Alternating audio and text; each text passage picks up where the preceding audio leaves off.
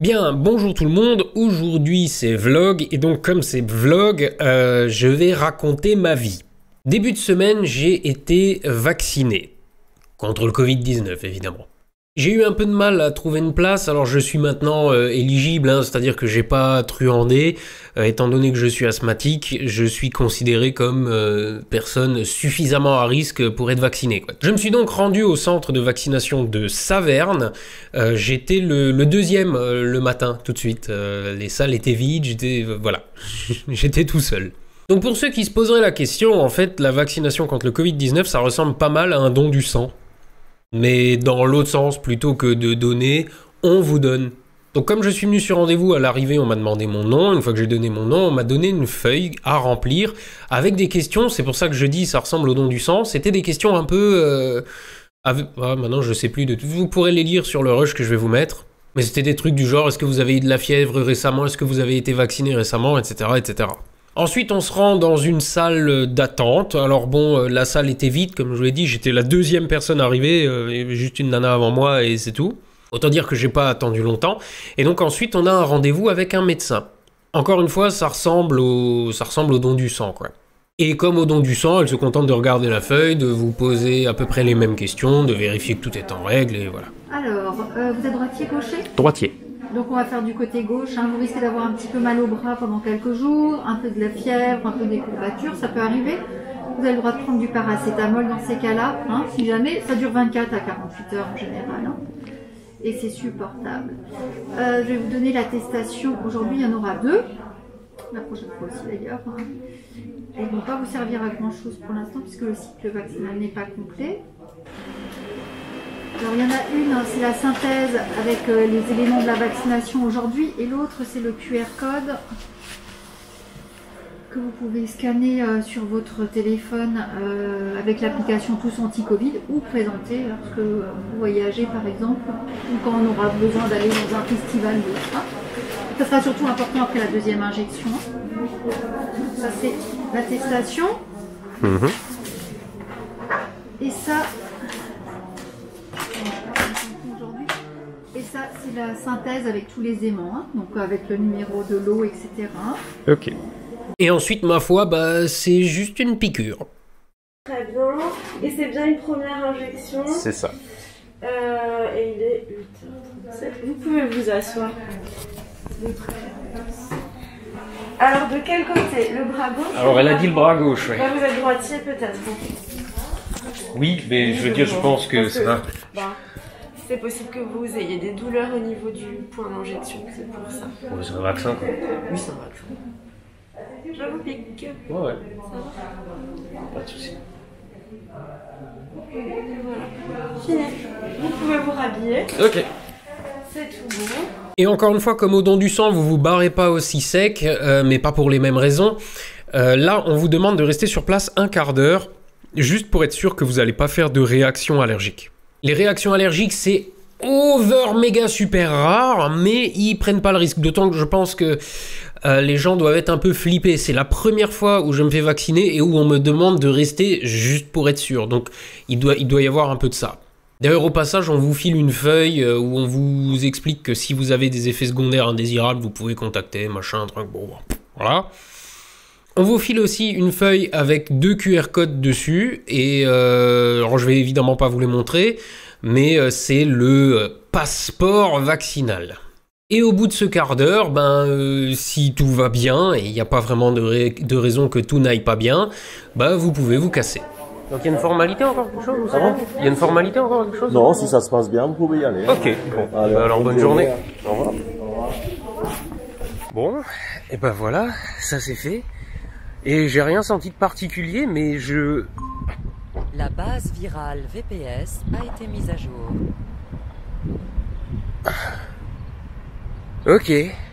Alors, côté effet secondaire, j'en ai eu, si je puis dire, parce que c'est une réaction que j'ai à chaque fois que je me fais vacciner, parce que oui, j'ai tout un tas de vaccins, de rappels, de trucs que je fais régulièrement, quand je vais dans un pays un peu à la con, etc.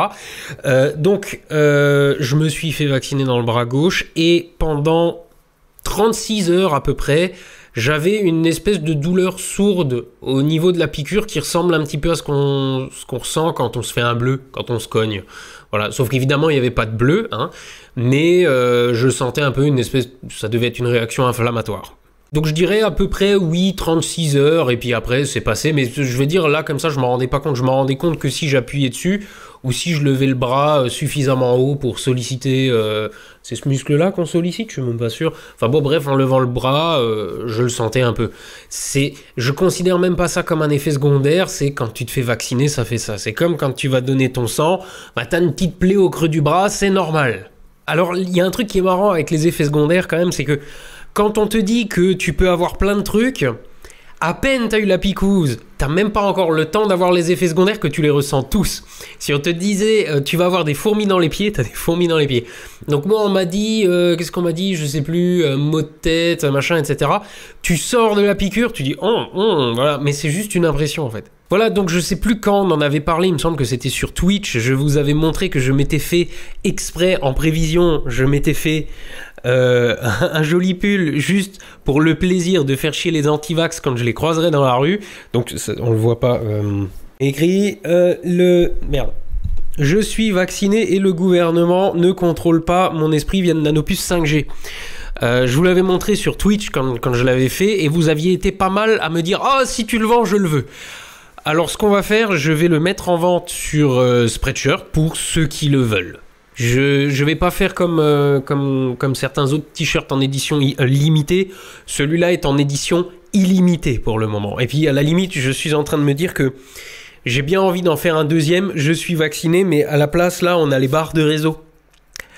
Celui-là, il pourrait être drôle aussi. Il sera pas en ligne d'ici à ce que je vous balance ce vlog, parce que je suis en train de l'enregistrer 2 heures avant sa diffusion. Mais voilà, j'en créerai peut-être d'autres. Et à ce moment-là, je les mettrai genre en sponsor dans le prochain épisode ou un truc comme ça, je sais pas. Enfin, voilà. Bon alors sinon, en parlant de sponsor et en parlant d'épisode, alors commençons par épisode. Hier, j'ai eu un compte rendu de YouTube de mes performances sur les derniers mois avec analyse des trucs et tout. Je fais partie d'un programme YouTube où on a un coach et on peut regarder des trucs comme ça en détail. Quoi qu'il en soit, il semblerait que mes vidéos hors sujet plaisent beaucoup. Genre, déjà, il y a eu le Boy Scout radioactif, il y a eu le feu, il y a eu tous ces trucs-là qui étaient pas vraiment astronomie, mais qui ont beaucoup plu. Et là, il y a eu l'épisode sur les cloches. Alors, je vous raconte pas, c'est un épisode. La veille, je vois Franck qui me dit « Est-ce que tu veux venir ?» Le matin même, je débarque avec une caméra, je sais pas comment va se goupiller la vidéo. Je la tourne le matin, je la monte dans la journée, je la diffuse le jour même. Elle a fait à peine moins bien qu'un épisode normal. Donc faut se rendre à l'évidence, ce que les gens aiment sur AstronoGeek, c'est ma manière de raconter des histoires et pas forcément le sujet. Pourvu que ce soit un sujet qui sorte de l'ordinaire, qui soit intéressant, ce que les gens aiment manifestement, c'est la manière dont je raconte des histoires, l'ambiance de la vidéo, etc. Donc à l'avenir, je vais carrément pas hésiter à faire des hors-sujets. Par exemple, cette semaine, j'ai travaillé à une vidéo sur Phineas Gage. C'est un mec qui s'est pris une baramine dans la tête et qui a survécu, c'est une histoire de fou. Pendant mes recherches, j'ai découvert qu'il avait quasiment vomi un morceau de son cerveau. Et par quasiment, je veux dire, le morceau est sorti, mais il n'est pas sorti par la bouche. Enfin, bon, bref. Donc voilà, je vais encore vous faire tout un tas de vidéos comme ça, hors sujet. Il y aura toujours de l'astro, évidemment, mais pour dire que j'ai tenté les derniers mois de faire d'autres trucs, ça a plu, donc on va continuer comme ça. Alors, les vidéos hors sujet que j'ai produits jusqu'à maintenant sont des épisodes sur fond noir, donc des épisodes classiques, mais... Enfin, sauf le truc sur les cloches, mais je veux dire qu'à l'avenir, je ferai peut-être justement des trucs un peu plus dans le style les cloches, c'est-à-dire me rendre quelque part pour filmer... Bah, je sais pas quoi encore, mais je verrai. Bon, ça c'était pour le côté épisode, maintenant on va parler du côté sponsor. Alors, on va appeler ça un sponsor, mais c'est pas un sponsor, parce que ce que je vais vous montrer maintenant, je n'ai pas été payé pour vous le montrer, on me l'a offert, d'accord, en échange que je puisse en parler. Et comme c'est pas de la merde, je vais pas me gêner. Bon alors en fait c'est simple, c'est des bouquins. Et le premier, c'est celui-ci. C'est le livre de Théo de Balade mentale. Il vient donc de sortir ce bouquin, que je vais vous mettre là pour qu'on le voit un petit peu mieux. 34 petits et grands secrets de l'univers.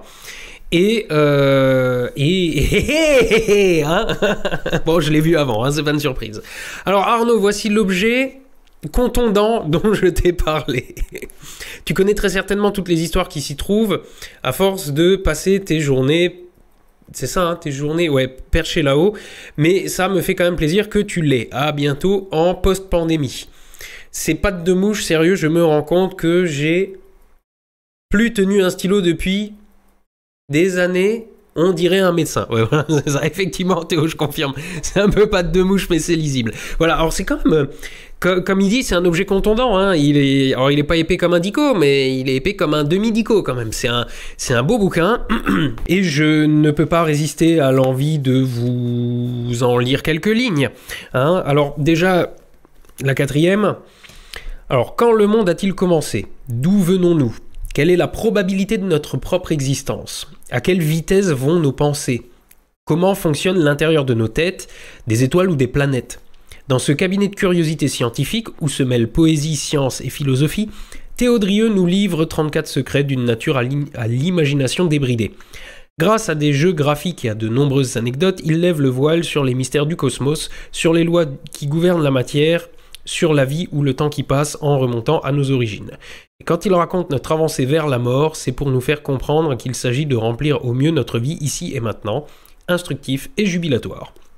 Et, comme toujours, l'éditeur de rajouter, alors Théo Drieux est un médiateur scientifique et le co-créateur de la chaîne YouTube Balade Mentale aux 500 000 abonnés. Achète! C'est un youtubeur! Et c'est dingue, ils le font vraiment à chaque fois. Et donc, simplement en ouvrant le bouquin, j'ai pas encore eu le temps de le lire évidemment, parce que je viens de le recevoir, simplement en ouvrant le bouquin, j'ai repéré cette ligne rouge en bas, là, je me suis dit, merde, mais qu'est-ce que c'est? Et j'ai pas du tout compris...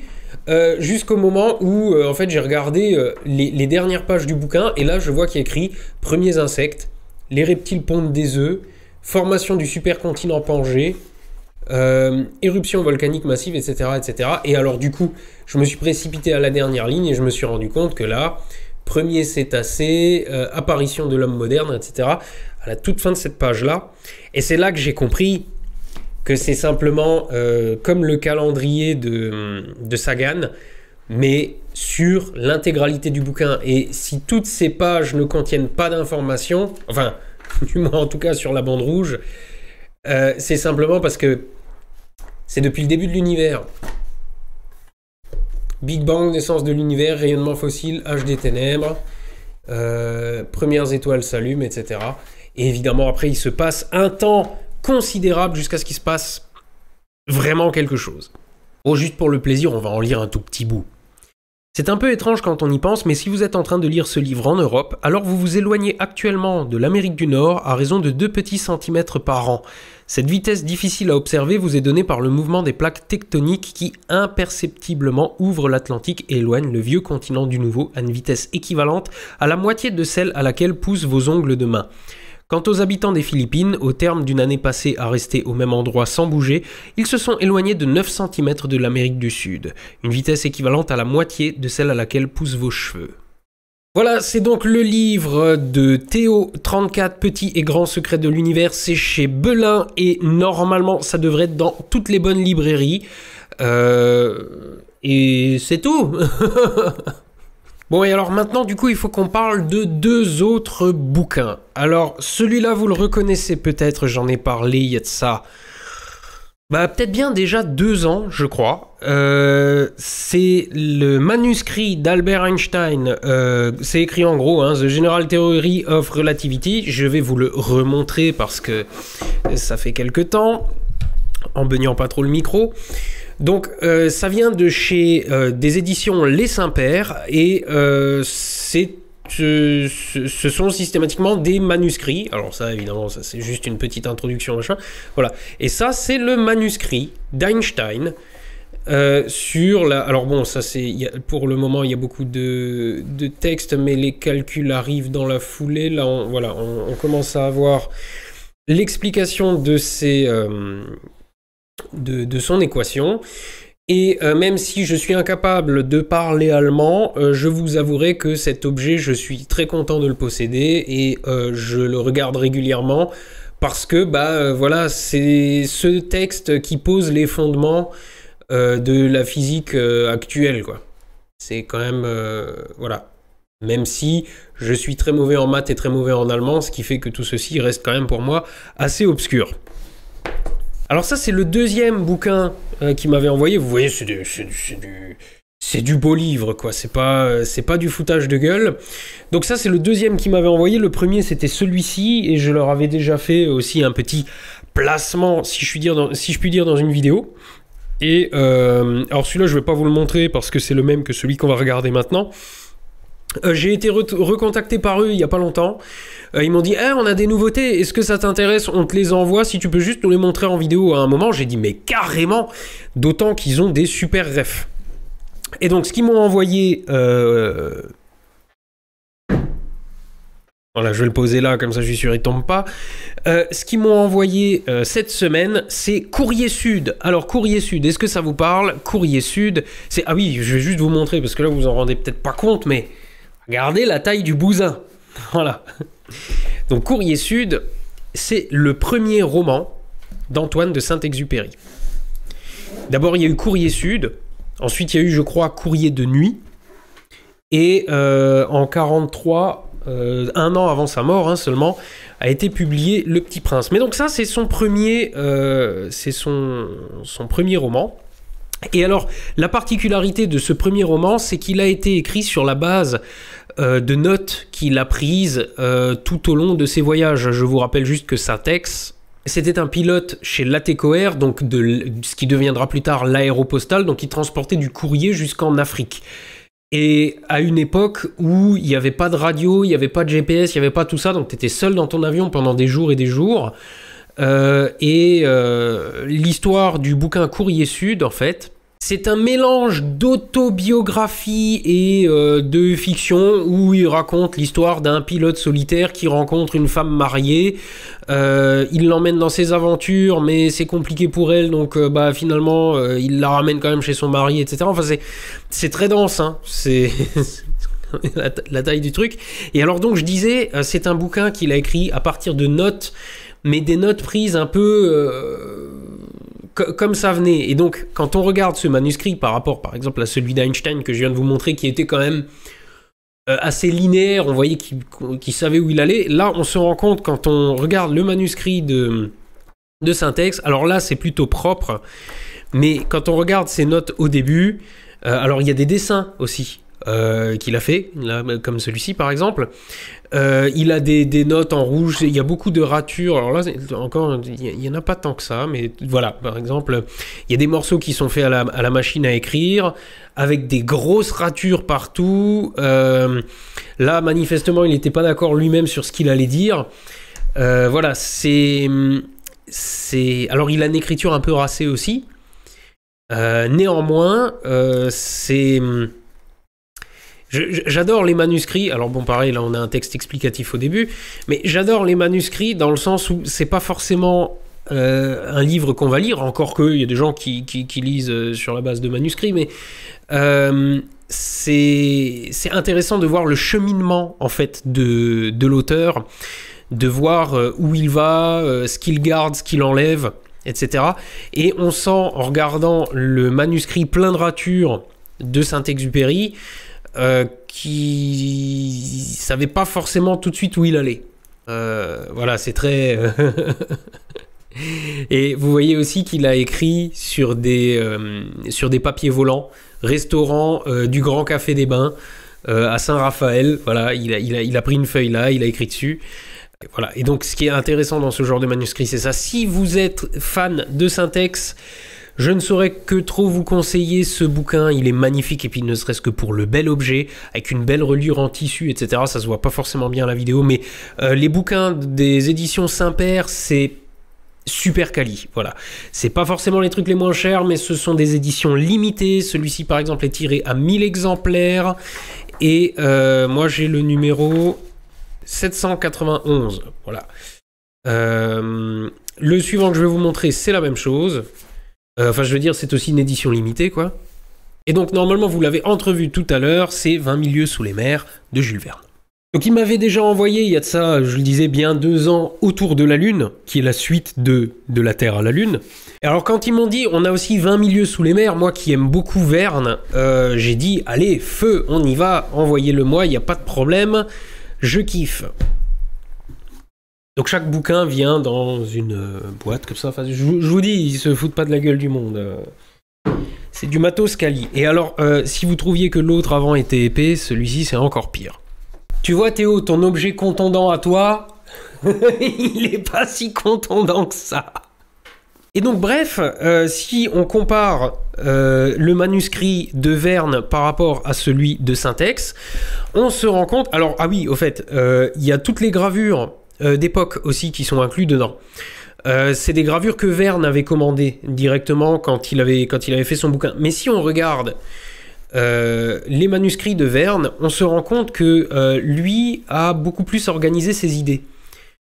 C'est beaucoup moins brouillon, alors il y a quelques ratures aussi par-ci par-là, mais ça sent beaucoup plus... Alors je sais pas si c'est peut-être pas le premier jet, qu'il a peut-être écrit à partir de notes, c'est pas impossible, là on voit quelques ratures, mais on a quand même quelque chose de plus... Bon, là, pour me contredire, encore que là, bah, il a réécrit le passage, mais on a quelque chose qui a l'air beaucoup plus construit déjà à la base, beaucoup plus réfléchi, beaucoup plus... Il savait peut-être un peu plus où il allait. Mais encore une fois, Verne, c'est un romancier, Syntex, il s'y est mis un petit peu comme ça venait. C'était son premier roman, donc Courrier Sud. Et alors, je trouve aussi son écriture à Verne beaucoup plus lisible. Depuis longtemps, j'ai renoncé aux aliments de la terre et je ne m'en porte pas plus mal. Mon équipage qui est vigoureux ne se nourrit pas autrement que moi. Ainsi, dis-je, tous ces aliments sont des produits de la mer. Oui, monsieur le professeur, la mer fournit à tous mes besoins, etc., etc. Voilà. Alors 20 milieux sous les mers, c'est un bouquin extrêmement dense. J'ai les éditions là, merde, comment c'est, vous savez les bouquins rouges, je les ai pas loin là. Voilà, j'ai encore ces vieilles éditions là et bah, par exemple, alors tous les bouquins font la même taille, mais De la Terre à la Lune, c'est un bouquin comme ça et il est rassemblé avec Les Forceurs de Blocus. 20 milieux sous les mers, c'est 2 bouquins. Donc c'est une histoire très dense. Mais c'est un incontournable de Jules Verne, bien entendu. Et encore une fois, un magnifique manuscrit du genre. C'est classe dans une bibliothèque. Hein. Moi, je regrette pas à chaque fois de dire oui aux éditions Les Saint-Pères. Hein. À chaque fois que j'ai un mail de leur part, oh, on a un nouveau bouquin, moi, je suis tout content, parce qu'ils sont vraiment chouettes. Donc voilà, c'était mes placements de produits du jour. C'est clairement le genre de sponsor que je préfère parce que bah, j'adore ce genre de beaux livres. Et puis que ce soit ce genre de livre ou ceux des collègues qui sont toujours un régal à lire. Un régal à lire, pas à livre. Donc ce qu'on fait, je vous mets des liens en description pour ceux que ça intéresse. Je ne touche pas de com sur les ventes, ni chez Théo, ni chez les Saint-Pères. J'ai juste reçu les bouquins avec le message, il y a moyen que t'en parles en vidéo. Et clairement, sur ce genre de bouquin, oui, je peux totalement en parler en vidéo, c'est du super matos. Je veux dire aussi bien le beau livre que le contenu, que ce soit chez Théo, que ce soit chez les Saint-Pères, ou tous les autres que j'ai déjà recommandés d'ailleurs. Sinon, je vais encore dire un truc, vous êtes relativement nombreux à me demander si je vais refaire des live astro. Alors la réponse est oui, mais pas tout de suite. Là tout de suite, là où j'habite, c'est pas jouable. Le terrain s'y prête pas, je suis en ville, il y a de la pollution lumineuse, etc. C'est un peu la merde. Mais je vais déménager d'ici, Inch'Allah, fin d'année, dans un endroit où ça sera beaucoup plus... où je serai beaucoup plus à même de refaire des live astro, donc d'ici fin d'année ou début d'année prochaine, les live astro reviennent. Néanmoins, j'ai eu une idée en attendant, je vais voir si c'est faisable. Je me suis dit que ça pouvait être intéressant de faire des concerts. Il se trouve que j'ai pas mal d'amis intermittents du spectacle, et les intermittents du spectacle, comme vous le savez, l'année 2020 a été un peu merdique pour eux. Et alors je me suis dit, et si je faisais des streams sur YouTube, parce qu'il y a plus de monde que sur Twitch, des streams sur YouTube, en multicam, avec un son, avec la sono derrière, un ingé son, tout le merdier, pour avoir vraiment un truc super propre. Et j'invite des musiciens à venir faire des petits concerts en live sur YouTube. Et on fait tourner le chapeau et les revenus du super chat leur reviennent. Donc c'est qu'une idée pour le moment, j'ai rien concrétisé, j'en ai déjà touché 2 mots à quelques amis qui pourraient être intéressés. Donc on fera peut-être ce genre d'essai à l'avenir, je ne sais pas quand, je verrai.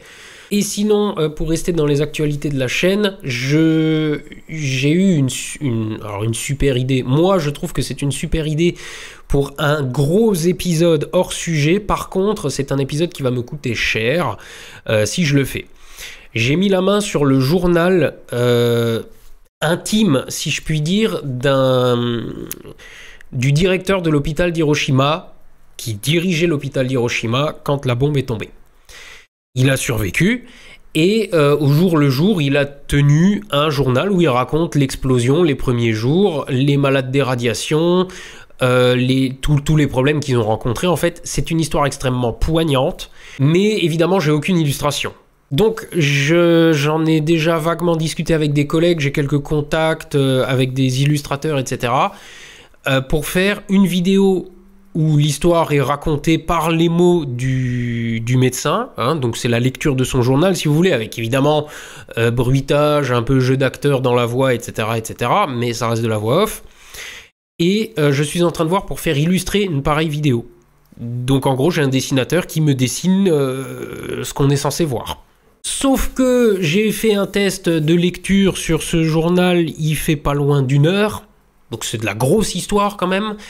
Et si on veut pas trop se faire chier, je pense qu'une illustration toutes les minutes ou toutes les 45 secondes serait pas de trop. En chiffrant ça, on arrive vite à 15 000 balles et à mon avis, on va les dépasser. Alors je sais que beaucoup de collègues ont déjà fait des crowdfunding pour des projets de vidéos. Moi, je n'ai jamais vraiment fait de crowdfunding, donc là, je me dis, je vais peut-être le faire. Est-ce que ce genre de projet vous paraît intéressant ? Je vais, si je n'oublie pas, vous poser la question dans les commentaires. Donc, ne répondez pas en commentaire, sinon moi je ne vais pas pouvoir faire de statistiques correctes. Je vais vous laisser 2 commentaires, oui ou non. Et vous mettez un pouce à celui qui vous paraît le plus... Enfin, voilà. Donc, en gros, la question c'est, est-ce que ce genre de projet pourrait être intéressant ? Et est-ce que vous envisageriez peut-être, je ne sais pas, de le crowdfunder ou... Enfin bon, bref, est-ce que ça vous plairait, déjà ? L'histoire du directeur de l'hôpital d'Hiroshima qui raconte ce qui s'est passé à Hiroshima entre l'attaque des Américains et le moment où ils ont reçu de l'aide des mois après. Enfin, ils ont eu de l'aide tout de suite derrière, mais je veux dire, il a fallu des mois pour que la situation revienne à quelque chose d'à peu près correct. Sachant que si ça se fait, il va y avoir des mois de travail derrière, parce que si je fais appel à un dessinateur pour me faire une centaine de dessins, il va falloir du temps. Et puis en même temps, comme il y a régulièrement des éditeurs qui me demandent quand est-ce que je vais sortir le mien, moi de bouquin, je me suis dit que si déjà on a les illustrations, on a le journal du type, etc., ça pourrait faire un beau bouquin aussi. Donc ça pourrait amener au premier bouquin Astrono Geek derrière, qui ne parlerait même pas d'astronomie, c'est un comble. Mais voilà les projets sur lesquels je bosse en ce moment, plus d'autres dont je ne vais pas parler. Parce que ça pèterait tout. C'est comme si j'avais parlé des crop circles en avance. C'est pas... Voilà. Mais ça, c'est pas encore fait. Mais ça, je vais pas en parler parce que je vais pas faire de crowdfunding. Je vais essayer de me démerder, moi, de mon côté. Voilà. Je crois que c'est à peu près tout pour aujourd'hui. J'ai déjà beaucoup bavé. Ah oui, dis donc, ils sont longs, mes rushs. Bon. Donc, je vous dis à très vite pour la prochaine vidéo. C'est vendredi prochain. Ah, tiens, oui, juste... La prochaine vidéo est déjà disponible sur astronogeek.tv pour les abonnés. Voilà. À la revoyure!